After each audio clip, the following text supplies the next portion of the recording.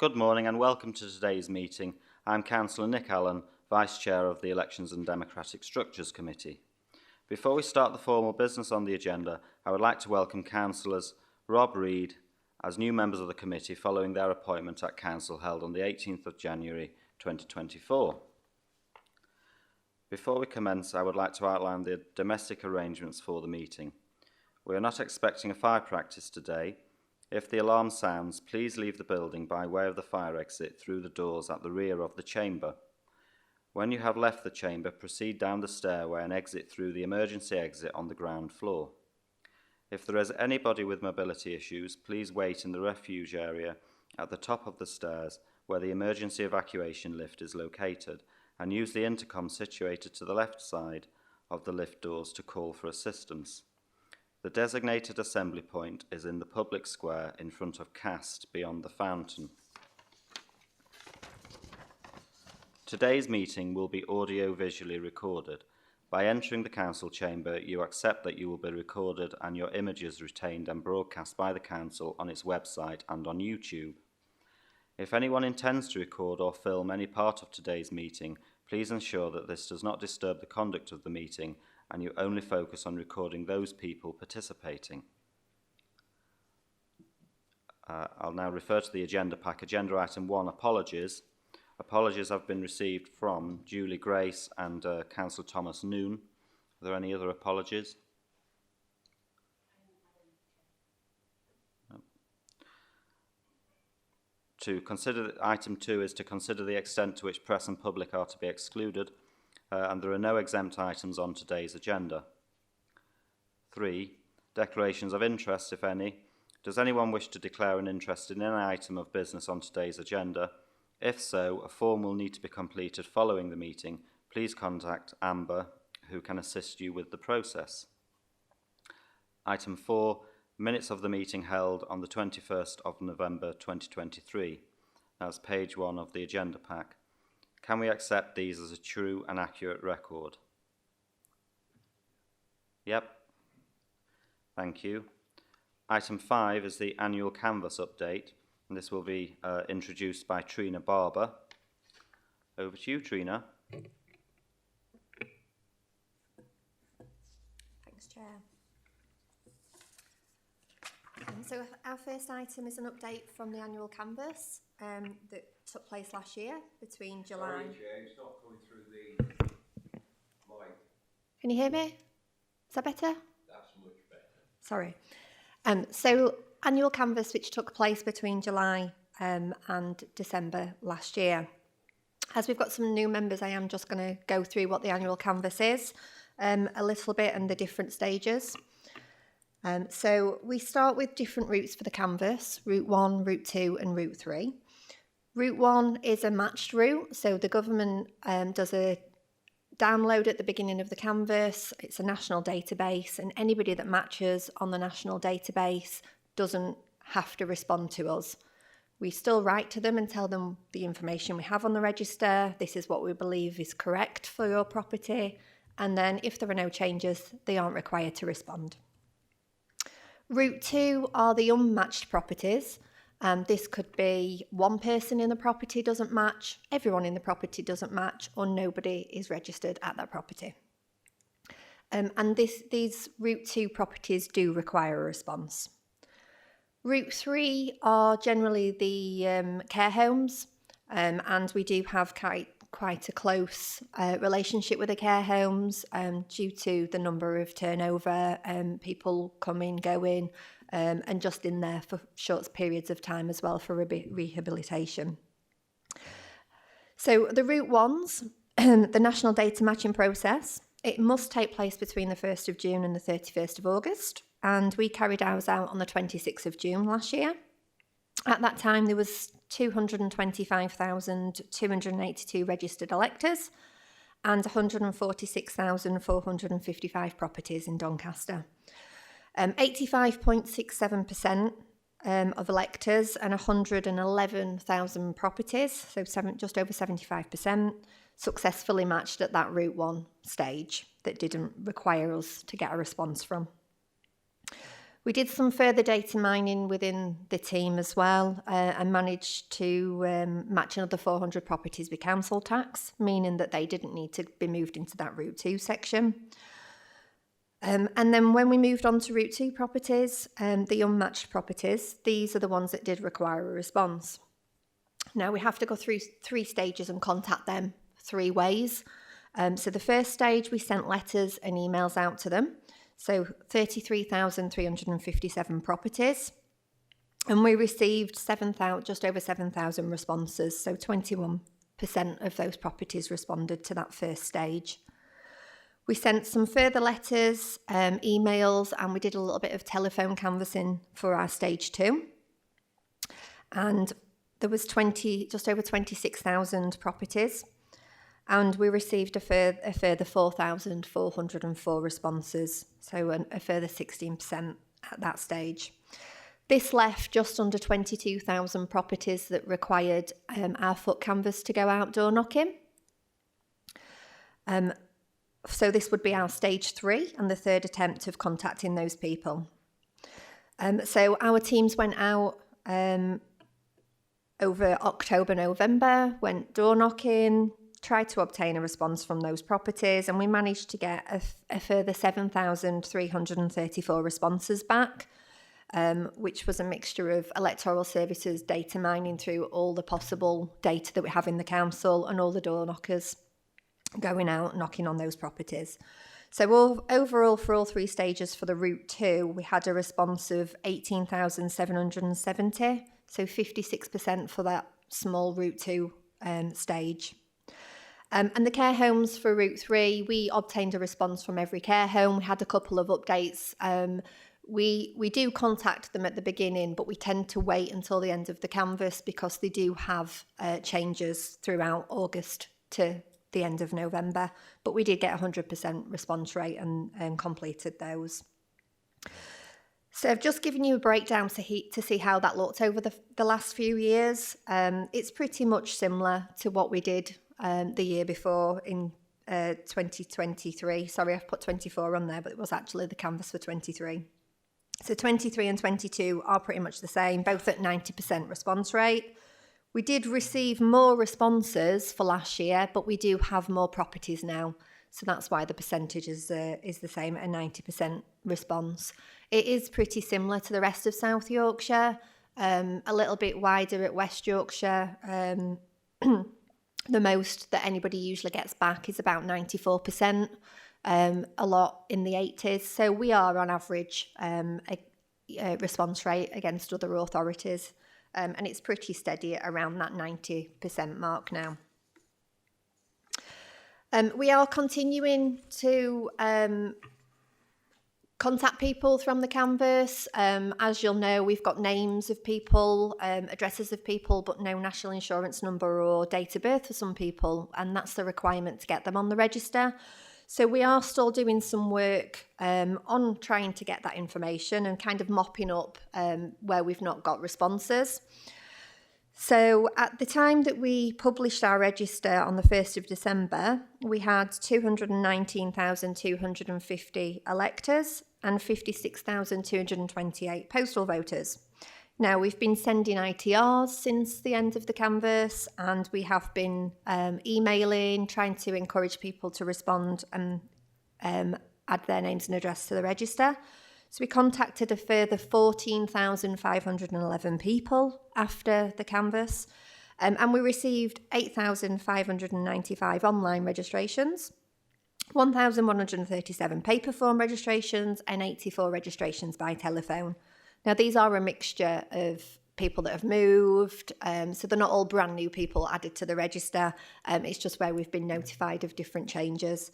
So that actually changed and increased the electorate at 223,120 electors and 55,967 postal voters when this report was written. Does anybody have any questions on the canvass at all?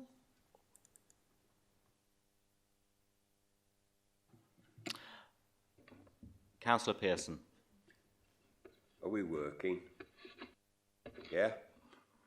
Yeah, I'm interested to know, there's been a lot of criticism of the Electoral Commission on its failure to take on board equality matters, particularly in areas such as my problem of people who are blind. You've been very specific at how you do this. You write out or you're emailing, neither of which are any use nor ornament to somebody like myself. It has been criticised along with the size of the box on ballot forms and various other things. Has the Electoral Commission actually now come out with new guidance to make disabled people be able to vote better, get into the polling booths and register whether or not they want a postal vote or actually want to go to the polling station, and that you communicate in a way that is their preferred format since it's made these comments about 12 months ago? Thank you. Well, I don't work for the Electoral Commission, but I can tell you what we do. We obviously aren't aware of everyone's needs and requirements. We follow the law and our requirements that what we're supposed to do, making sure that we meet our statutory duty. If we have an elector that we are aware needs some extra help and support, then we are by all means willing to do that. All our letters, all our communication does say if you require anything to contact us, to help us. Our personal door knockers go out. So if we've had someone that doesn't give us a response, we're hoping that when we door knock, we find out why they've not given us a response. It may be because they do require some extra help and assistance. And when we do capture those people, that's when we give our door knockers anything extra. So the Electoral Commission do provide extra information, help online that we can use for our door knocking canvassers to actually go and visit that person at that time and give them that extra support. Now, you talked about voting and stuff, so this is about the canvass. The voting accessibility and things like that has changed last year under the Elections Act. So yes, there is some extra things and measures that have come in, but as Doncaster haven't had elections last year, that's something that we'll capture in the elections that are taking place this year. And I can give you a bit more information about that when we go over the preparation for May's election report.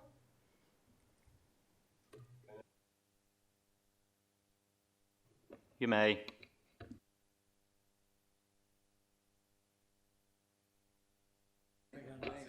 Wonderful.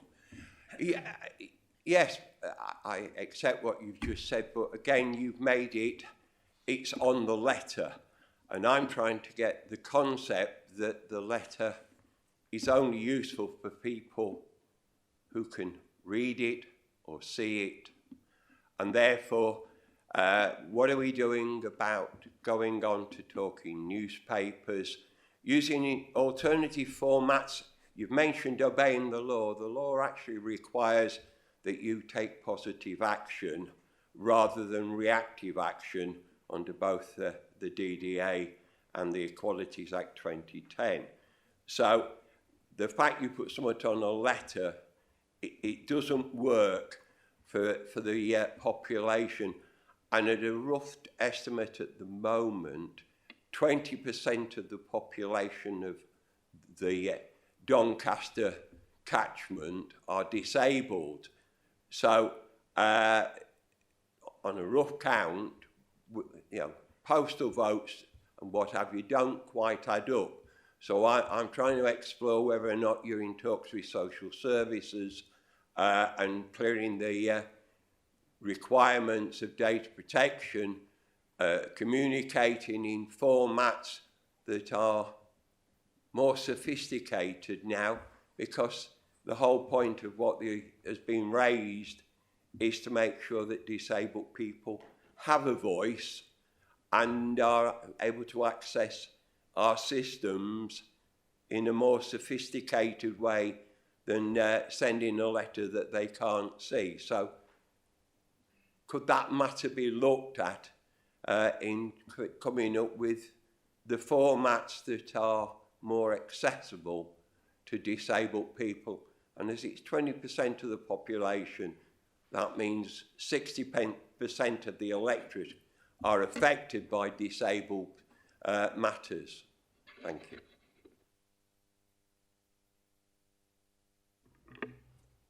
Yeah, we can certainly look into this, but I think 20% of the population are not, they're not all unable to deal with the form.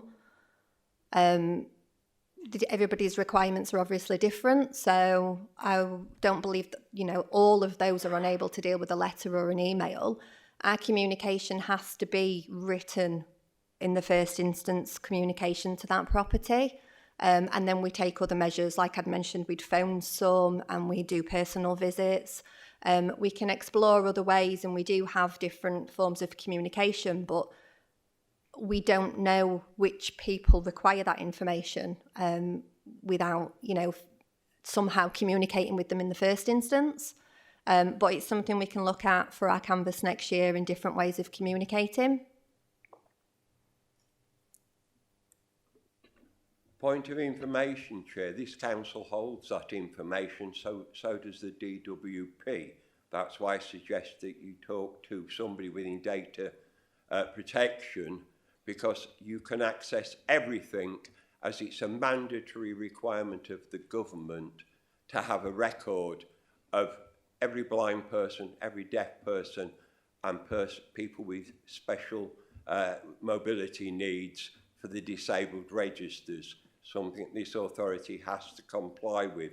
So I'm just suggesting, rather than siloism, the authority pulls together. And can I just say, the DDA doesn't require you to write to a disabled person. It actually requires you to contact him in their preferred format.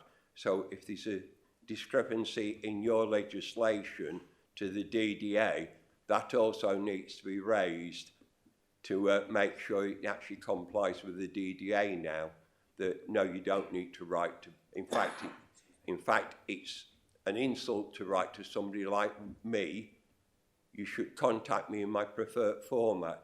So again, I would ask that you look at your whole DDA and equalities policy to be in the 21st century. Thank you. Thank you, Councillor Pearson. Councillor Church, did you have a question? Thanks, Chair. Compared to 2016, the workload's gone up because you've got probably an additional 12,000 properties approximately. So in actual fact, the slight percentage drop this year compared to 2016 when it were 82%. It's not too dreadful. In actual fact, it suggests you're doing good work. The resources you had in 2016 compared to now, and now when you've got a greater workload, are they sufficient to carry out this canvas, do you feel?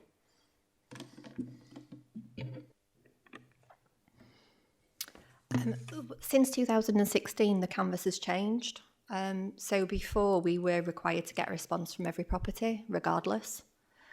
So the canvas reforms changed that in 2020. So it helped us to not have to get a response from every property, which obviously helped the forms and things that came in. Back before 2020, we used to have to scan probably 90,000 forms onto a system, whereas now we're not required to do that except for the ones that we actually door knock and get those responses from, or if there's any new people added to the register. So the workload has been reduced in that sense, and we aren't having to canvass as many properties as well. So that's also helped reduce workloads. So that was one of the reasons that they actually cut budgets and funding and things, because we weren't required to do as much manual work, we'll say, with all the scanning of the forms than what we have to do now. Does that answer? Yeah. Any further questions? Councillor Reid. Just a quick question for Trina. Could I ask what the, I know it's skipping back to the Councillor Pearson question, but do we have a breakdown of what accessibility options have been chosen as a percentage?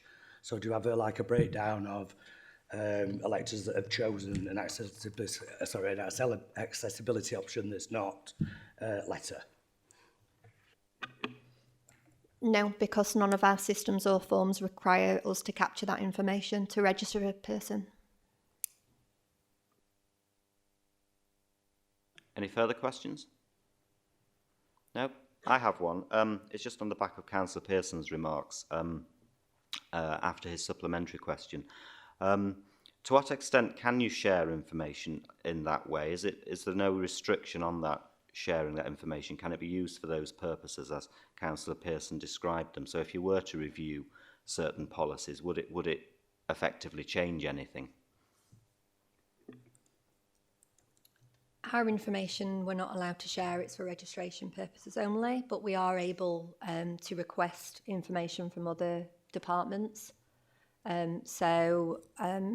With the registers that are held that Councillor Pearson's suggesting, we'll be able to request and ask for that and then see if we're able to get that information so that we can look at capturing and contacting in different ways for next year's canvass.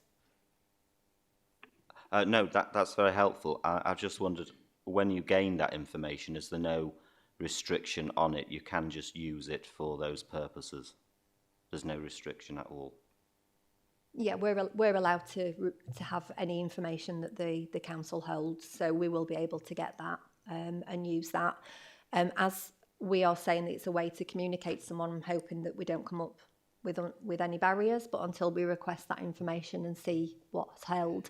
The only problem from my end is how we attach that to the register and how we are able to record that information going forward and how it will stay, because it won't be on a property, it'll be on a person, and the canvass is about properties. We are contacting properties, so it is something I don't have the answers to right now without us actually looking into it, but hopefully we're able to do something to make it work better. Now, that's exactly the sort of pitfall I imagined, that you might not be able to map it up as effectively. But, you know, are there any further questions? One last time? No? Do members note the report? Noted. And that brings us on to item number 6, elections activity. And again, it's over to you, Trina.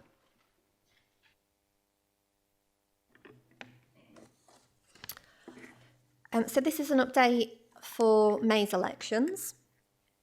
Some of you may be aware of the situation at the moment.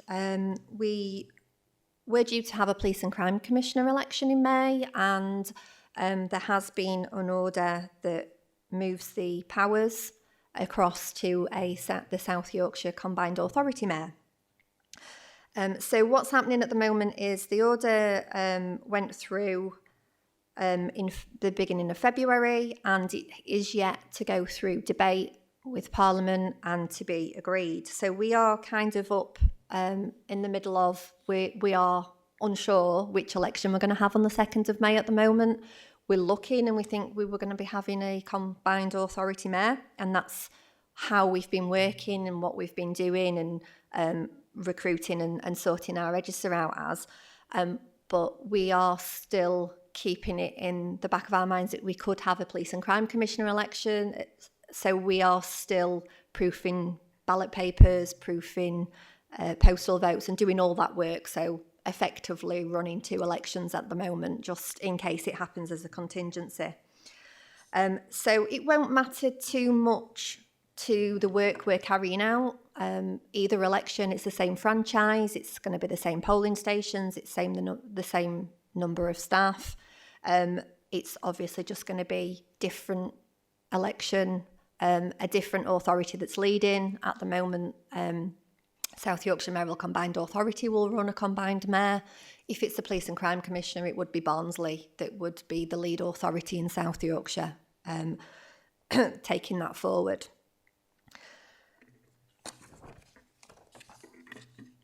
So where we are at the moment, I'm just going to give you an update on preparations, whichever way and whichever election happens.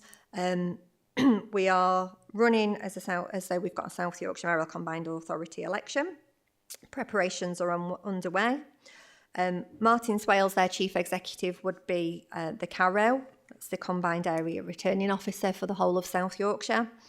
And Damien Allen, our Chief Exec, would be our Returning Officer. each authority would run their own elections, and then we all feed in to South Yorkshire Mayoral Combined Authority with our results to have our overall elected mayor. Big change that happened last year. Mayoral elections and Police and Crime Commissioner elections are no longer a first and second preference vote. They are now first past the post, so it will be, regardless of which election it is, it will be that single count, whoever's won that single count, that's the results will feed in, and then all the results across South Yorkshire will be collated to get our overall elected candidate. We've been out contacting and visiting polling stations. We've got about 96% complete now. We've just got one further visit this week and 2 forms left to get back. So we're nearly there with all the polling stations. And our staffing is also underway. We have staffed every polling station with a presiding officer and every station with a poll clerk. We are just now adding extra poll clerks due to all the changes under the Elections Act.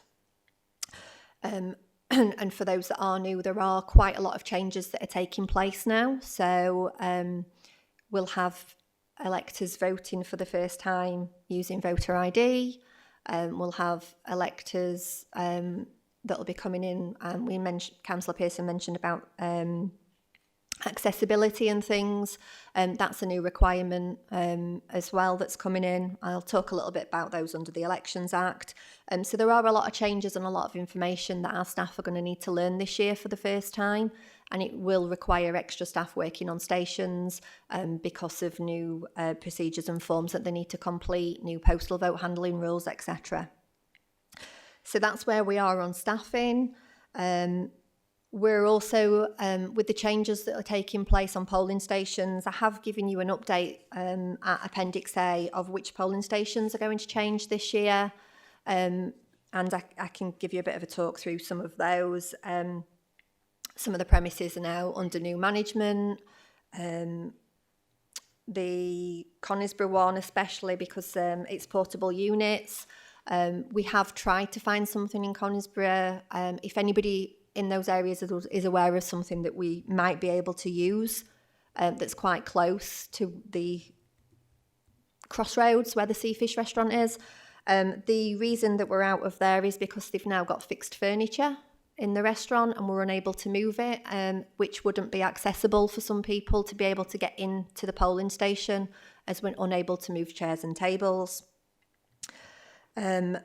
We've got a couple that have changed. Sprotbrough one, the church especially. The church is not open at the moment. It's not fit for purpose. It's got no heating. It's got no toilet. It's uneven grounds. And also for us to use that, there would be no insurance. We'd have to do a further risk assessment and get insurance and get portable toilets and heating. It felt very unsafe to have people go to that polling station to vote on polling day. So we are using the Cadeby Inn, which is slightly out of the polling district. But if anybody is aware of those areas, High Melton and Cadeby, there's not much around there. And it is quite small villages. It's hard to find a building that we can use. The stables are refurbishing. I don't know if anyone's familiar with the big restaurant and things, the venue that was there. So they are in the middle of refurbishing. We have been out and looked at that. We think it might be open later in the year for us to use for a parliamentary election. But right now, again, it's got uneven floors and doors ripped out and things. So it does feel unsafe to be able to use as a polling station at the moment. So hopefully it's just a temporary for this election.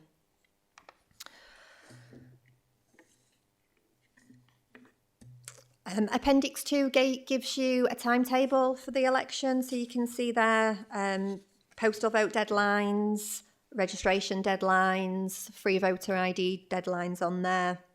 So there is a list of all the key dates and all the information ready for May's election.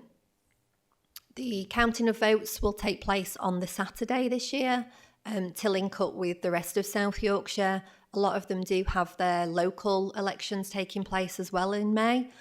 So they are doing the counting of their locals on the Friday, and to ensure that they're able to finish and complete those counts, the decision was made to do the count on the Saturday. That'll be the same regardless of what election it is. It'll still take place on Saturday, the 4th of May.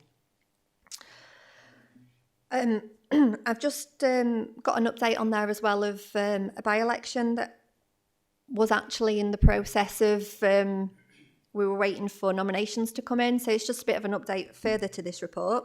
So Thorne Moor Ends Town Council, the Thorne Town Ward, they had a vacancy which was called by at least 10 electors. Nominations were open last week and they closed on Friday at 4 o'clock, and it is contested. We've got 2 candidates, so that by-election will take place next month on the 21st of March. We have 6 polling stations, an electorate of just over 9,000 electors and 2,344 postal voters.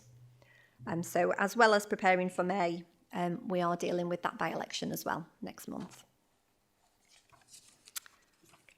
That's all from me, Chair. Yep, thank you, Trina. Does anyone have any questions or comments to make? Councillor Cobby. A couple of questions. I hope you don't mind taking 2.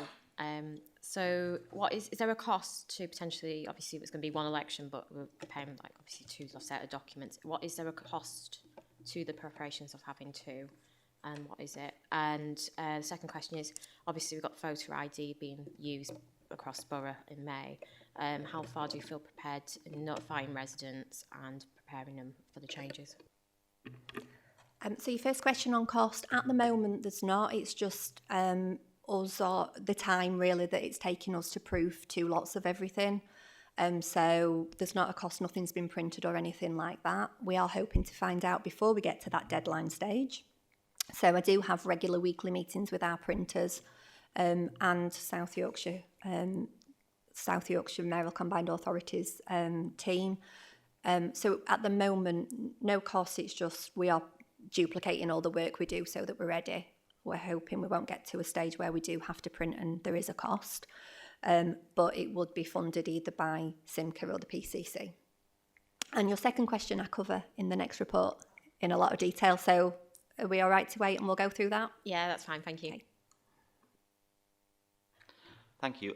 Any further questions or comments? No, none. I have one.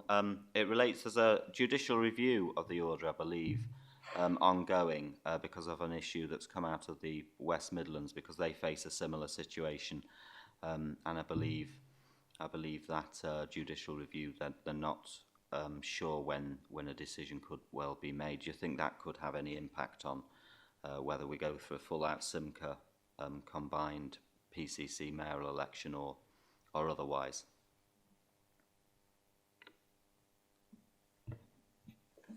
I mean, you told me this sort of outside this meeting just beforehand. It's knowledge to me.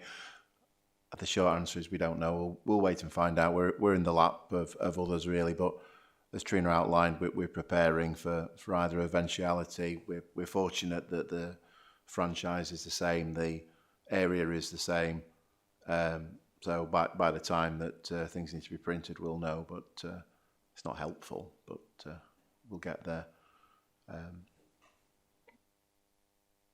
Thank you, Scott. No, I think I suspect it might well be the government's. There's no case to answer, but we can't say that definitely. Councillor Pearson. Thank you very much. Yeah, we're working. Yeah. What's just been mentioned about the West Midlands, obviously there has been various things going on down there, and the question's just been asked about the effect. But if they decided to do 2 elections this time, can a candidate stand in both elections to consolidate it in a different method? Or is it correct that the government could actually move the date of the elections from May because of the fact that they're in the middle of a judicial review that might spill over into the South Yorkshire area? Thank you very much. If you, They are being treated different. They are having their own separate reviews and hearings. I think the difference with it is that there is support for ours and there is not support for theirs. So that's the issue and the problem. So I believe they will look at them separately. We would hope that they would look at them separately. And just because one might not be going ahead, it won't affect the other one and vice versa.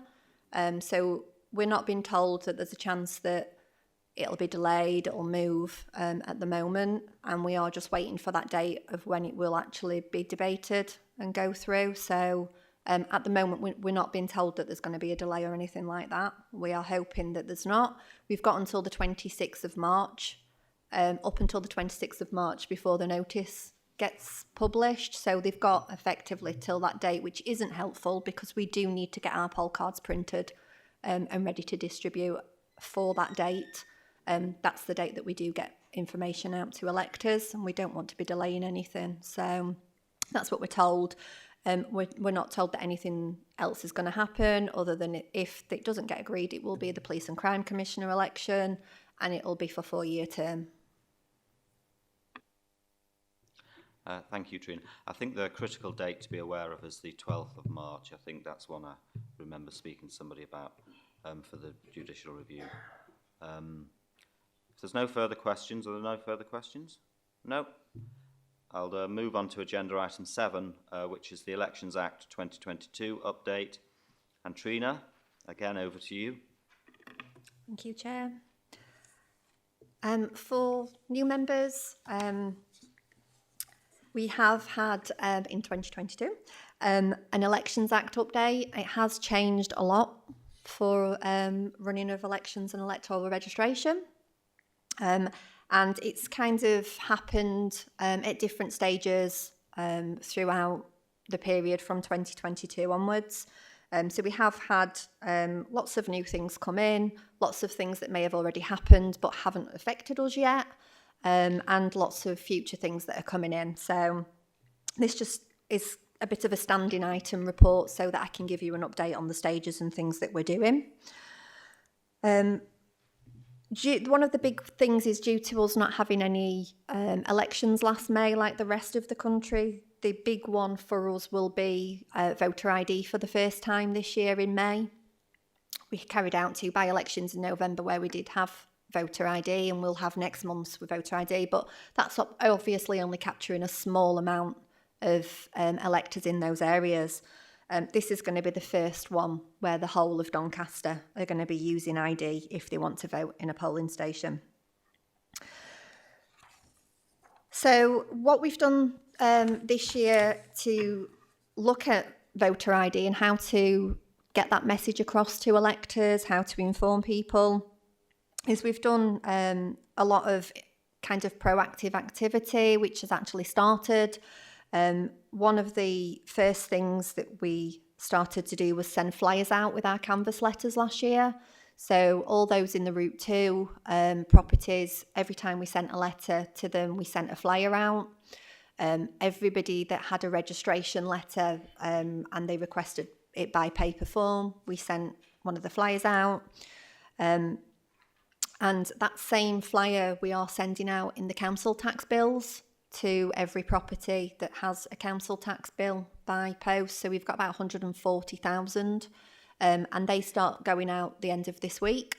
And our flyer has on it, you now need photo ID to vote in elections, register to vote as well in case some people aren't on the register. It's got QR codes on there as well so that people can just scan them and it'll take them through to what ID is accepted, how to get free ID. There's another QR code. If they don't have any photo ID, they can scan that and get the free ID. And then on the back, it's what we call attainers. So those that are 17 that are not yet able to vote, but gets them on the register so that as soon as they turn 18, they can vote. So that's what's on the back of the flyer as well. Another thing that we've started doing is some radio advertising in all DCLT leisure centres. So I've listed them on there, the Dome and Asken and Adwick and etc. And every hour between the hours of 6:30 and 9:30, 7 days a week, that'll play. And that was kind of something that it was something I was thinking about when I was at a leisure centre. I took my little boy swimming, and you heard advertisements. A lot of parents are in there, so not just people that do go to the gym or go to the Dome, and you just hear those things. So we've done a bit of a campaign, because it was really good value for money for 12 months. And it tells people about making sure they know that they need ID, if they're not registered, to register, and also that they can get a free photo ID from the council. So that currently kicked off this week as well, in the leisure centres. I've had a comms meeting this week as well, that's not in here because we're at the early stages, but we're talking and looking at some local Doncaster and South Yorkshire radios as well, and Hart. We were looking at Yorkshire about getting some messages across about registering and voter ID. So we're going to do a link-up campaign with the other authorities and share the costs of getting the message out that way as well. Poll cards will have information on about photo ID and how they can obtain a free one, what's accepted.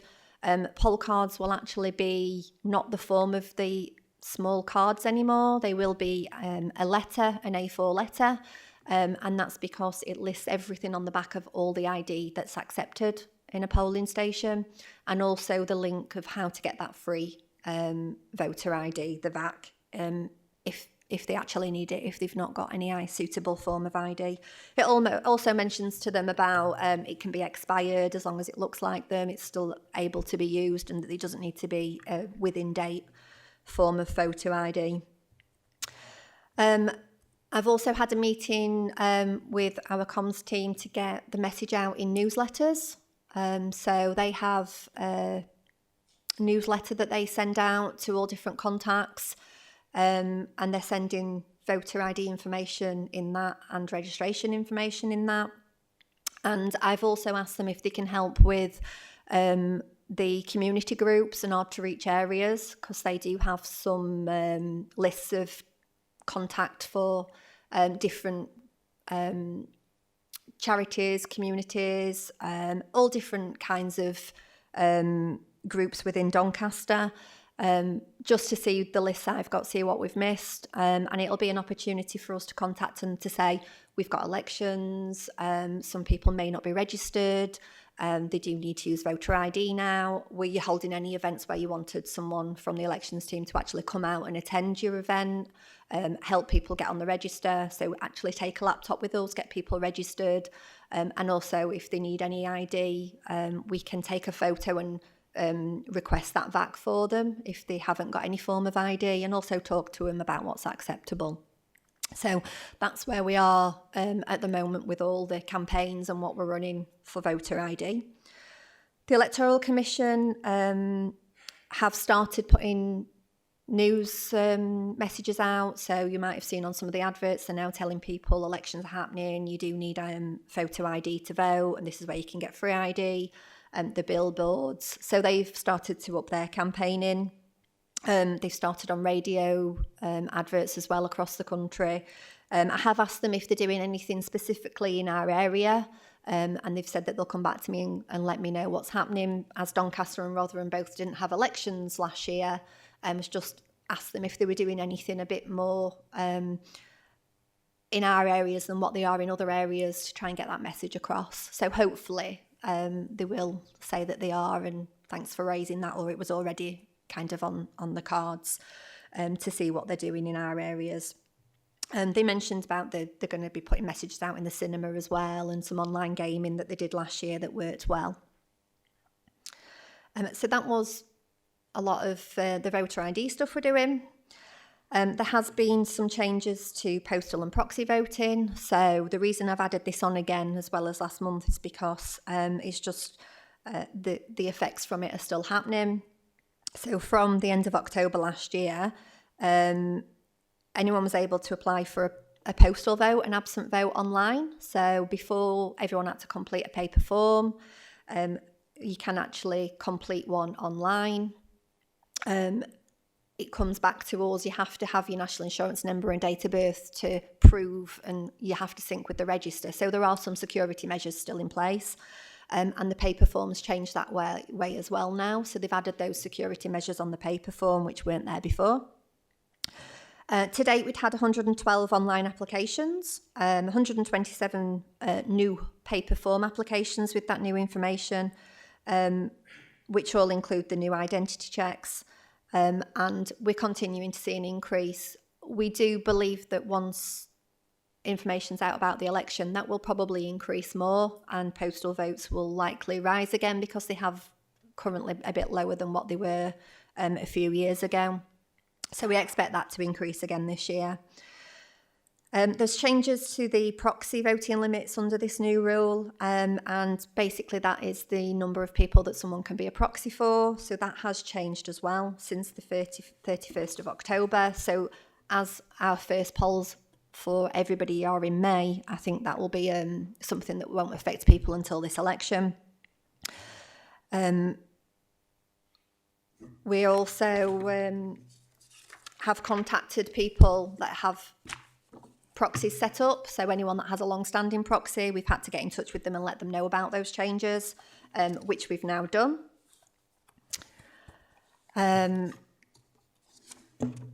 Our overseas electors regulations has changed. So there has been some talk about this for a long time coming in. The 15-year limit on how long someone can live out of the country but still vote in our elections has been lifted. So there is now no longer a limit, and anyone can remain registered for parliamentary elections when they happen to be able to vote, regardless of how long they've actually lived away for. And also the changes to the online absent voting will help those electors as well, being able to do an absent vote online rather than sending paper forms back to us. It's an easier access for them to actually vote. Oh, they can appoint a proxy as well. So this changed on the 16th of January. So far from the 16th of January, we'd had 54 applications from overseas electors. We did have one that had been left for 40-something years. So we are getting that information. Our registers do go back quite a few years. I think it's about 2004. And then we do have some registers in the archives. But it's very difficult to find information on people from a long time ago. They have to declare that they were either last on the register or resident in Doncaster before they left the country. But the law has come in and they have said it is onto the elector to provide that information and not the onus on us now to find that, which is a great help. If they can't prove it, they are able to get somebody to give us information that will be kind of a witness to say, it has to be certain people. I can verify for this person, and they can give you information and tell you when they were registered and where and how long, etc. But most people are able to provide something. We have found they have been able to give us some form of evidence with an address on or something. The next change, which will be for this election, so this is new, and some of you may not be aware of this, handling of postal votes and handing in postal votes is going to change. So what will happen from these elections is nobody will be able to just fetch a postal vote to us, and nobody will be able to hand a postal vote in at a polling station without completing a form, a declaration. Now, that declaration will say that they are not a campaigner, they are not a candidate, and that they are not handing in, unless they are a candidate and it's their family and their own, and they are not handing in more than 5 postal vote packs. And a political campaigner, we've listed there what the rules are around that. And that also goes for a member of the public. They're not able to hand in more than 5, so it would be theirs and another 4, and they have to sign. If they come with 6, they hand in their own and 4 others, and they're not able to hand in the other 2. So it is new rules. We don't have people, to be honest with you, handing in big bundles of postal votes. So I'm not sure how it will affect people, but the message that we do need to get across to people is that they can't just bring them into the civic office and hand them to us. I know people did like to save on postage and not return something in the post, our council staff especially. So we are going to get messages out before postal votes go out, just to remind people. So that goes for yourselves as well, because I know you would sometimes generally be in the office and you'd put them in the internal or come and bring them to us, or your own as well. You're not able to do that now unless you fill in a form, so you can do it as long as you do that and you don't hand in more than your own and 4 others, which are for family members. So that is a big change. So that will be something that we will be having to do some extra training with staff on the polling stations, why there may be a requirement to have some extra staff on stations, because we do always have postal votes handed in at stations throughout the day. So it's monitoring and policing that now, making sure that they do complete that form and that declaration. Another change will be coming into force after May's elections, but it's worth noting that this will be coming in. EU citizens and candidacy and voting rights. So there are 2 groups, qualifying EU citizens, so that will be people that was on the register before we came out of the EU, and people that have return rights that were after, so the 31st of December 2020 onwards. So we have just over 12,000 EU electors, and it will affect just over 3,500 that will due to be removed after the 2nd of May. Now, it may be that when we contact them, they do have different rights to when they registered, and things change and they do go through some of the citizenships, etc., and they don't always update us. So that number may be reduced, but we won't know until we start that campaign after May. And we won't be doing anything before May because we don't want to confuse people thinking that they're not able to vote in May's elections, because they are. And we don't feel that it would, I mean, we're not allowed to send anything till after May, but we don't want to get that message out beforehand and confuse people and not turn up at a polling station and vote because they thought they weren't able to anymore. So this will be something that will start after May. We have to write them after the 2nd of May and up until the end of January 2025. So we do have a long period, but we do have to make sure we send 3 letters out with about 28 days in between, because they have to respond to us, provide any information, send them a reminder, again wait and see if they provide any information. So it will be a bit of a long process. So I'll be able to give you an update at the next meeting on actual figures of how many people this is going to affect. It also affects those that might stand for election as well, depending on what their rights are, qualifying or not. Ballot Secrecy Act, this is the family voting that's to come in from the 2nd of May, and this will be, it will be an offence for people to kind of like have 3 people in a booth voting together. It's trying to make sure that message is passed, that although you might be close family members, it is your vote and your vote alone. So that's something that's coming in from May, another thing for our staff for training. The accessibility, we went over at the last meeting because that was a new one from May, which we've already started training staff on for our by-elections, where if somebody does have any special needs other than what we already provide in a polling station, so we make sure that there's enough room for people to get in on where we can on scooters as well as wheelchair access. Pushchairs can get in. There's always ramps installed. We're aware that our portable units are a lot smaller, but there's nothing else. But we are able to fetch ballot boxes outside for people to still be able to vote if they're unable to get into a polling station. But if somebody does have something different that's not covered, that is unhelpful in a polling station or an obstruction, they can request that the returning officer make special adjustments. Now, we wouldn't do this in every polling station because it's not needed in every polling station for one day. But if there's something that we could do to help someone be able to go into a polling station and vote, then we're able to look at that, and they are able to actually fill a form or get someone to fill a form, help them fill a form and request for that special assistance. So that's something new that's coming now for polling stations. And they can actually write to us beforehand or phone us, etc., and tell us of a special requirement, and we can look into that as well.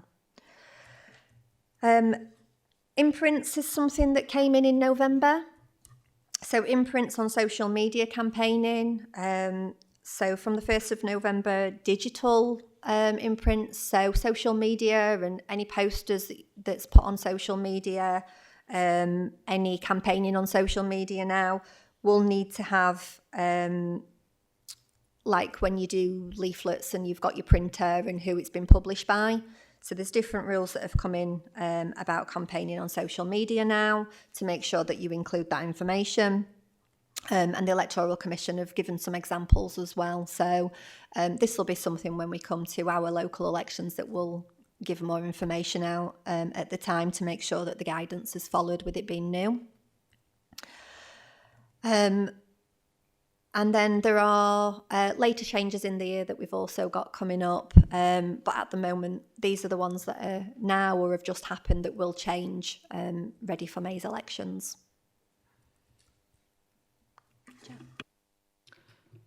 Thank you, Trina. Does anyone wish to make a comment or ask any questions? Councillor Cobby. Thanks, Trina. There's a lot of changes, and I imagine that's having a massive impact on your team to get it right, especially for May approaching. I've got a few questions in different sections. Do you want me to take them all at once, Chair, or do you want me to just do one and then come back later after? No, it's up to you. I mean, I'm sure Trina could perhaps note them down. How many? Three. Yeah. You might well remember them or try and approach it all in one go. We'll Right. see. I don't know if you have to repeat yourself, you can do. That's fine. Okay, I'll start with voter ID. Thanks for the detailed report. I'm just looking at the information in the report itself, and you've identified democratic, less likely to have eligible voter ID, and you mentioned about partnership working.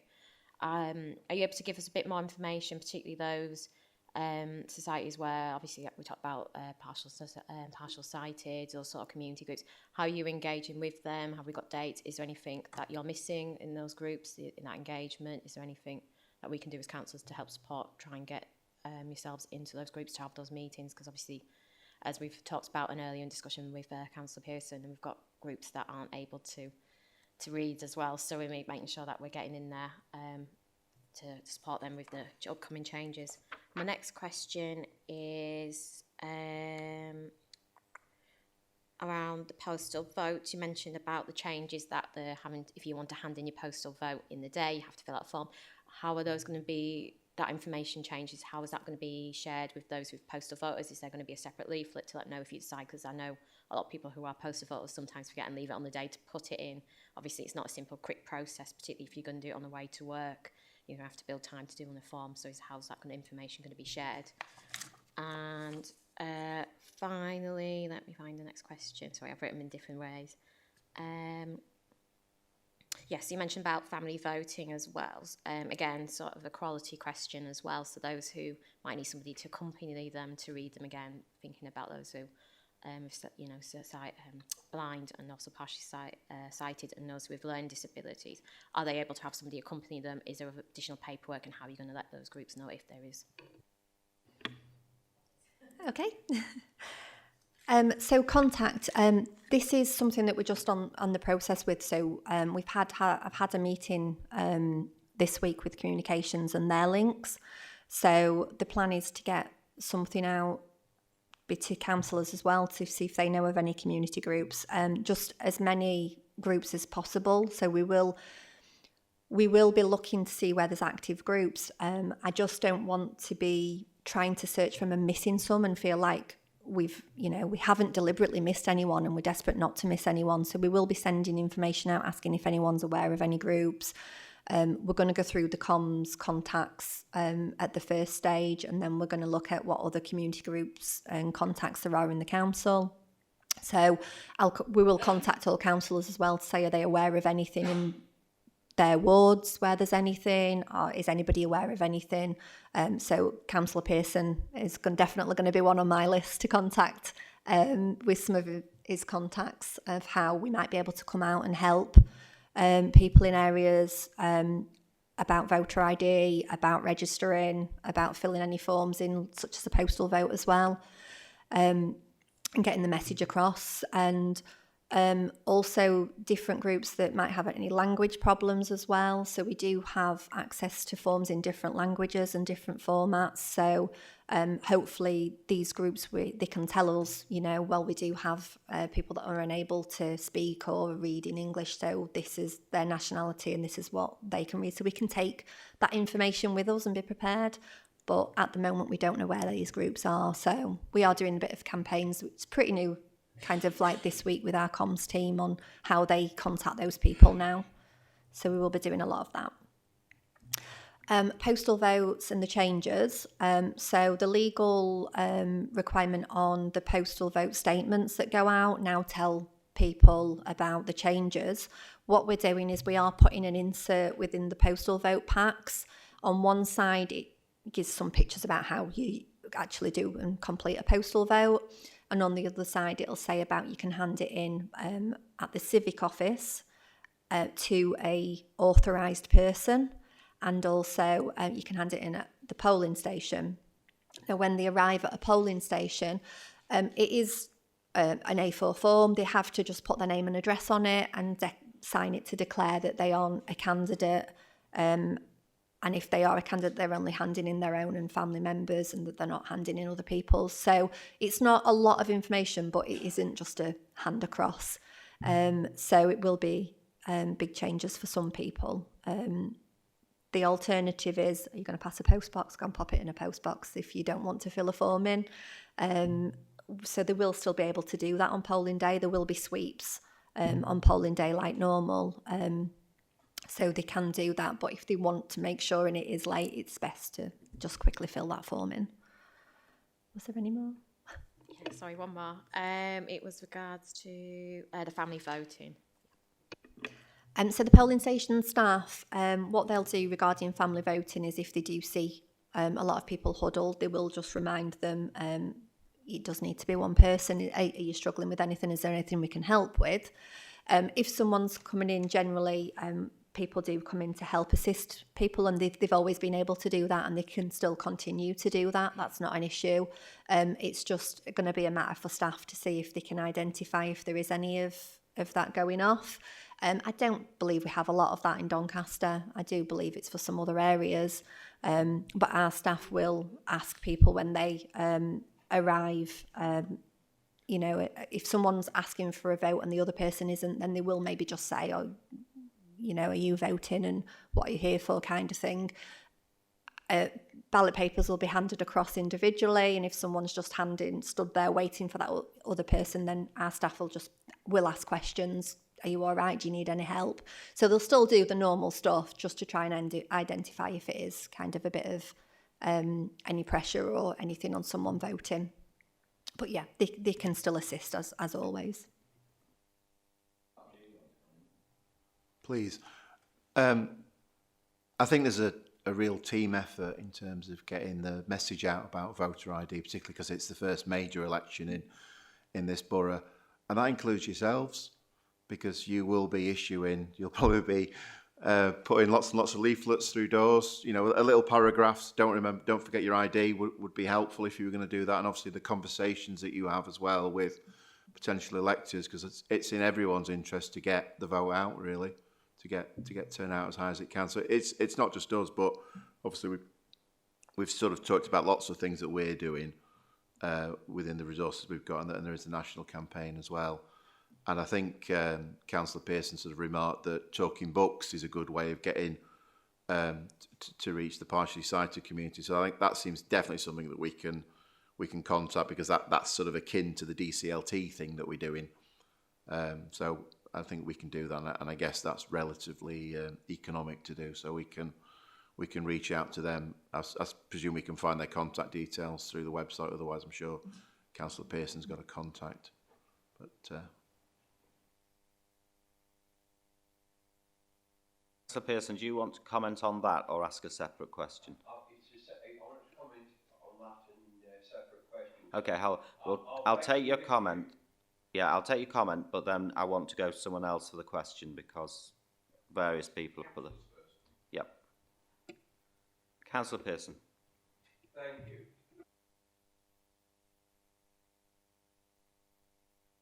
That's it. Oh, are we corrected? Yeah, my comment is obviously, yeah, there's the talking newspapers, but also you've got the Deaf Society and you've got the Deaf School along the way. And obviously you've then got the various religious organisations that have help groups. I'm sure our social services teams, I do know, have contact details for the vast majority of those that relate to the things the council requires by law to keep records on.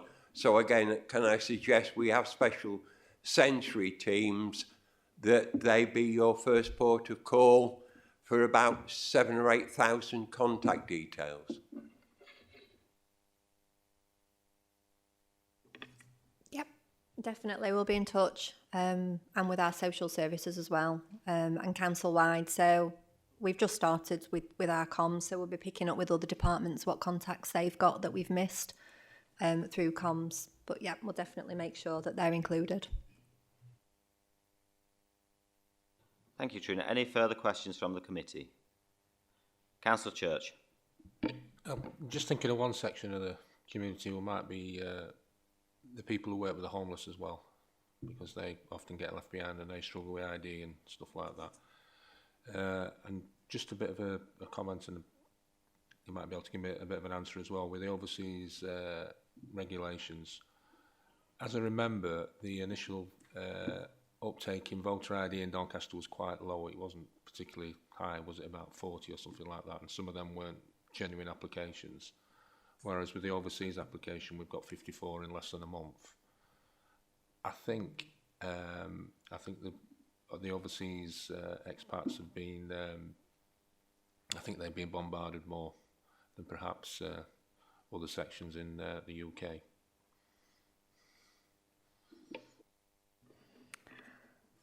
We are aware that there's been some like news updates gone out overseas wherever they've got contact details. I'm not sure who's driven the news. I just know that there has been some kind of communications been sent, just informing people that they have left. There's now restrictions on how long you've been left. So I think when that first went out, we got a bit of a boost and people came on and registered and did the postal voting. It's then just slowed down a little bit. I think probably as we get to a general, because they can vote in general elections, I expect that that'll increase again. We haven't been told that we need to do the campaigning. They are doing something nationally, so I'm not sure where it's targeting or how it's targeting. But we will be told when we get a general announced what information's been put across to those electors out there. Thank you, Trina. Any further questions from the committee? Councillor Pearson.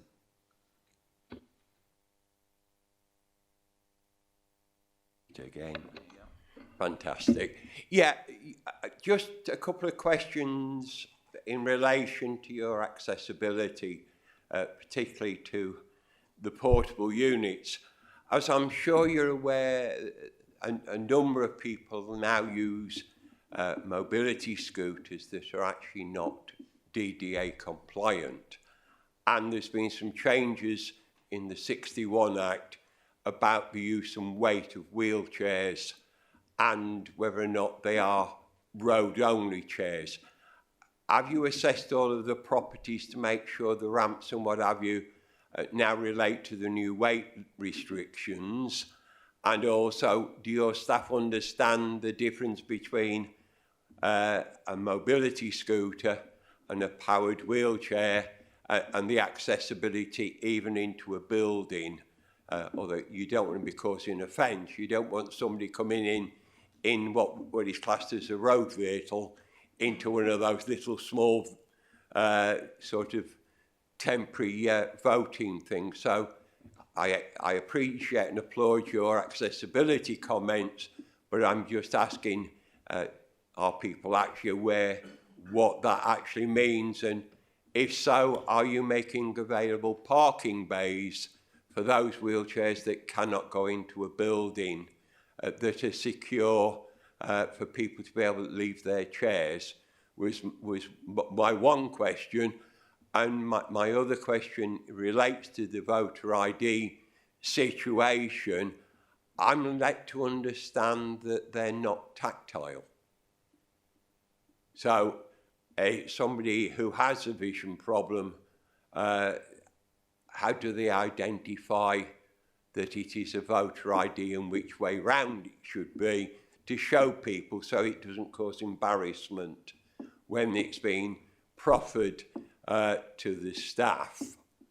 And again, the other bit is, again, the comment as I made earlier about making sure the actual ballot forms, you can actually get your signature in and the machine doesn't throw it out as a spoilt ballot.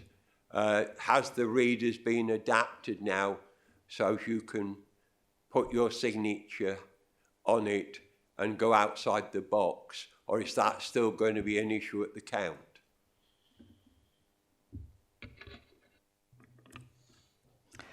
You comment on portable units. They are when we can't find anything else. And unfortunately, what is the alternative to something? We can't find something. So our portable units that we use are better than they was. They're not great. We've tried to find better units, and I believe these are the better ones than some of the others. They are bigger. They contain kind of a small kitchen area for staff, and they are a bit wider inside. You won't get a mobility scooter in them. And some of our polling stations, depends on how big these mobility scooters are. We don't have a requirement. We don't measure a door. We're not required to try and see everything that can go through that door. But that's why we have the power to bring the ballot box and a ballot paper outside to someone, so they don't have the issue of trying to get into a building. If they're unable to, we would come outside and assist that person and make sure no one else was in that polling station. Wherever possible, we do use buildings that are compliant.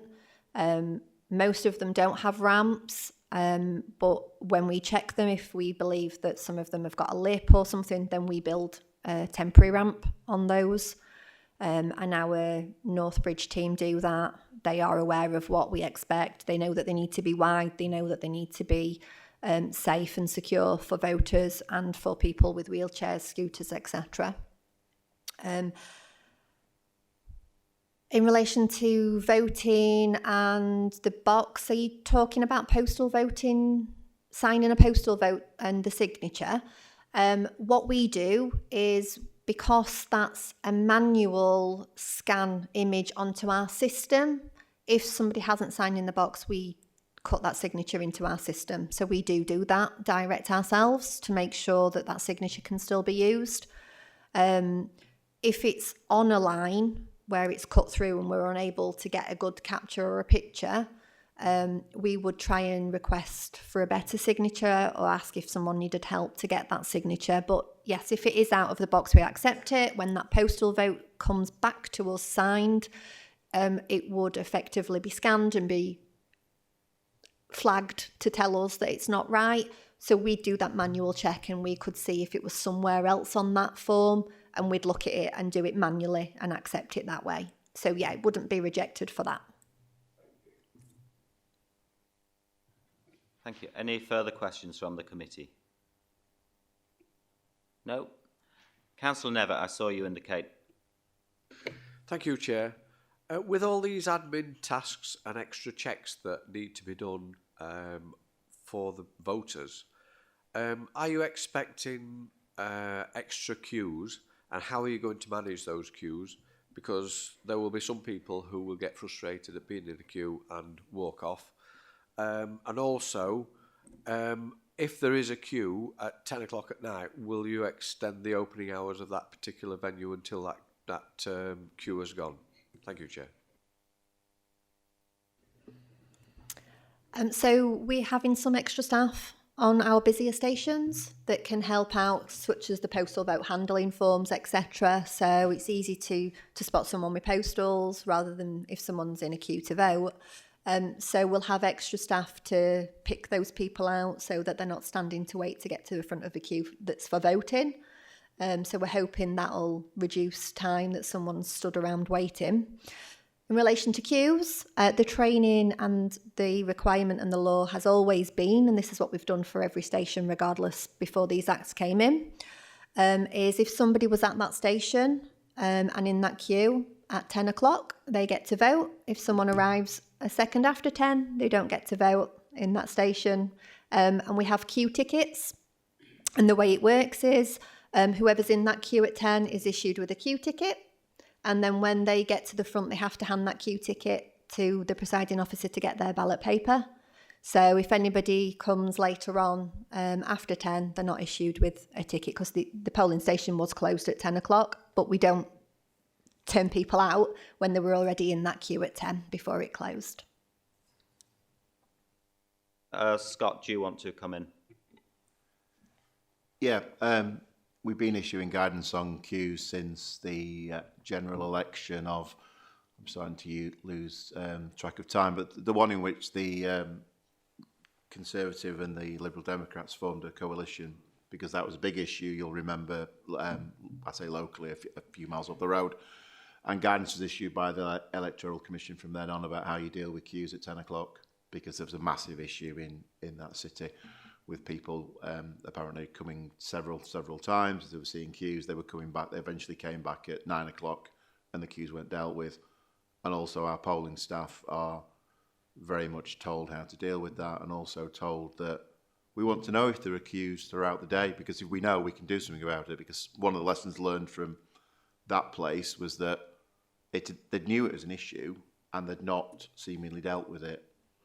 Effectively, Trina talked earlier about recruiting standby staff. We'd send some extra polling staff. You know, we were determined that 3 isn't enough at the Bowlby Car School because there's a queue all day and it's not getting any better. We'll put an extra person on there. You know, you may end up with me there smiling and meeting people in those circumstances. And different elections are different. And I kind of said before that turnout is what determines issues, and it's almost voter interest that determines turnout. I know there are theories that voter ID might have an impact on turnout. I was reading something earlier from the LGIU that sort of said it's too early to tell. They probably need quite a few elections to come up with some empirical evidence. But there didn't seem to be much evidence from May last year that there was queues in that way, that people were aware and that they weren't able to really tell whether or not people came, heard about ID and then didn't come back. It's probably too soon to tell that, but there are some extra processes, but we will put more staff on than we have done in the past, which we have done before. And again, Trina sort of said she's got 2 staff for every station. She's looking at recruiting additional ones. So you'll probably find 3 on the larger polling stations and maybe a little bit more on the really big ones. And we've got evidence of what stations are busy.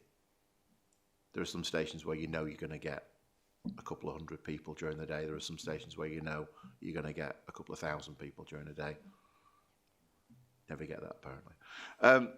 We know what's busy and what isn't busy, and we know where we've got issues, so we will sort of apply our resources accordingly. But it is a little bit suck and see, which is why I'd quite like the general to be a different time. I'd quite like to learn the lessons of May this year.